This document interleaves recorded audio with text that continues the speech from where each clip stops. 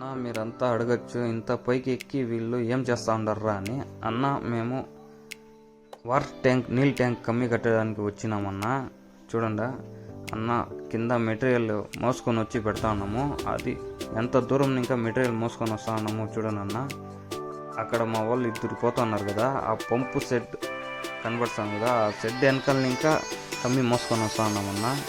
అంతా ఇది వానికి 3 దినాలు ఇంకా వాన్ పడి పేడంతా వెళ్ళిపోయిందన్న. పేడ నేనే పైకి ఎక్కి పేడ పూసుకోకుండా చూడండి. ఇప్పుడు దీంట్లో మనము బాటమ్ స్లాబ్ కమ్మి కడతామన్నా. అంతా 6 ఇంచులకు ఒకటి సైడ్ వాల్ రాడ్లు రావాలా.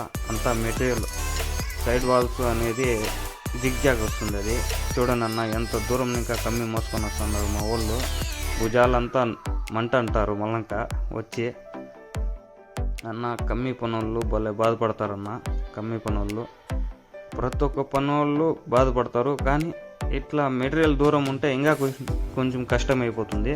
చూడండి, కింద మ్యాట్ కట్టేసి డబుల్ మ్యాట్ కమ్మి కడతా ఉన్నాము పైకి.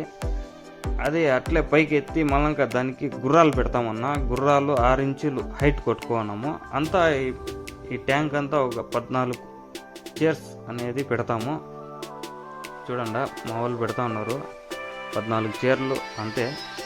ఇది మళ్ళీ టాకాలు వేసేకి డబుల్ మ్యాట్ కట్టేస్తే ఇబ్బంది అని, అందుకని సైడ్ వాల్ రాడ్లు ముందే కట్టేసినాము. బయట లైన్. ఇప్పుడు లోపల లైన్లో ఎట్లా కడతామంటే ఏటీఎం రాడ్ ఒకటి 5.5 ఇంచుకి అంతా రౌండ్ మార్క్ చేసుకుని వచ్చి చూడండి అన్న, కనబడుతుంది మీకు.